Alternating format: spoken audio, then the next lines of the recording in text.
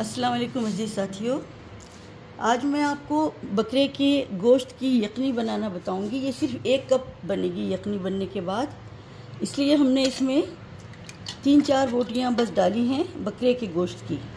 अगर हड्डी वाला है तो हड्डी ज़रूर होनी चाहिए। इत्तेफाक से आज इस पोर्शन में हड्डी नहीं थी, तो मैंने 1.5 किलो गोश्त लेकर बकरे का उसकी पोर्शन बनाए हुए थे। तकरीबन 18-20 पोर्शन बन गए थे। तो अब देखिए इतना सारा पानी है कुकर में, तकरीबन 2 लीटर से ज़्यादा पानी है और गोश्त सिर्फ इतना सा है। 3 बोटियाँ यानी आधा पाव है ये गोश्त। अब इसके अंदर मैं सबसे पहले डालूँगी, देखिए क्या क्या चीज़ें हैं। सब चीज़ें कुछ भी पहले या बाद में डाल सकते हैं। पहले ये मैंने, क्योंकि हमने बाद में 1 ही कप करना है, लिहाजा सोच समझ कर ये दालचीनी पाउडर है, थोड़ा सा ज़रा सा दालचीनी पाउडर डालेंगे हम, 1/4 चम्मच से भी कम, 1/4 चम्मच कम अज़ कम। और उसके बाद ये है गरम मसाला पाउडर, ये भी हम बहुत कम डालेंगे, आधा चमची से भी कम चाय की। और उसके बाद ये हल्दी है, हल्दी बहुत ज़रूरी है। हल्दी हम थोड़ी ज़्यादा डालेंगे, तकरीबन 1 सपाट चम्मच, चाय का सपाट चम्मच समझ लें आप, क्योंकि हल्दी जो है वो बहुत ज़रूरी है, जिस वजह से हम। और देखिए ये मैंने गार्लिक मेरे पास सूखा हुआ है, जो मैं लंदन से लेकर आई थी। असल में यहाँ शायद मिलता नहीं पाकिस्तान में, लेकिन बहरहाल सूखा गार्लिक मेरे पास है। आप ताज़ा गार्लिक भी डाल सकते हैं। ताज़ा गार्लिक अगर आप डालें तो 3-4 जवे डालें, 4 जवे डालें।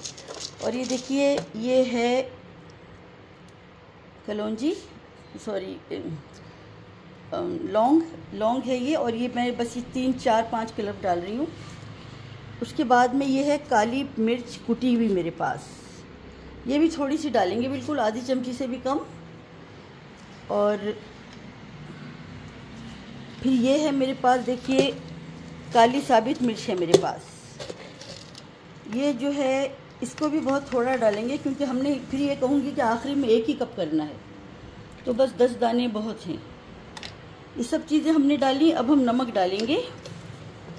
नमक हस्ब जायका होना चाहिए, तो 1 टीस्पून में नमक डाल रही हूँ। अगर कम पड़ा तो बाद में डाला जा सकता है।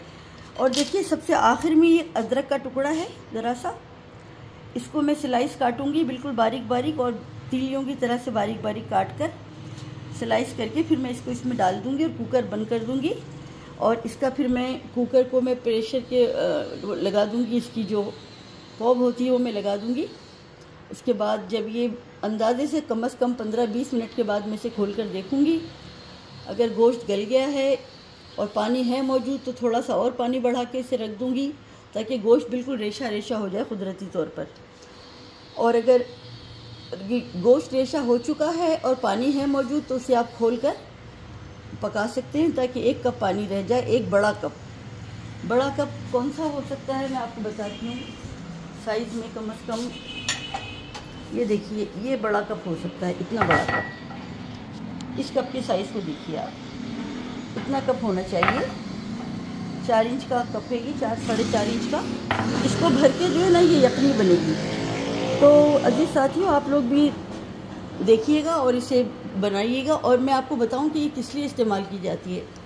खुदा न ख्वास्ता अगर किसी का एक्सीडेंट हो, किसी भी उम्र के इंसान का, बच्चे का, औरत का, आदमी का, मर्द का, खातून का, और खून बहुत बह जाए, तो उनको ये तकरीबन 1 महीने तक रोज़ाना ये यखनी बना के पिलाइए। देखिए कैसे वो रिकवर करते हैं, पहले से भी ज़्यादा सेहतमंद हो जाएंगे। या जब खातून के बच्चा होता है, ज़चगी के बाद भी ये पी जा सकती है कम से कम 1 महीना, और बहुत तवानाई देगी, बहुत दूध देगी माँ को, और बहुत ज़्यादा तवानाई देगी बच्चे को और माँ को। तो ये यखनी जो है अगर चाहें तो बच्चे के पैदा होने से पहले भी पी जा सकती है। आधा कप रोज़ाना, आधा कप पिए, 1 दिन छोड़ के आधा कप पिए।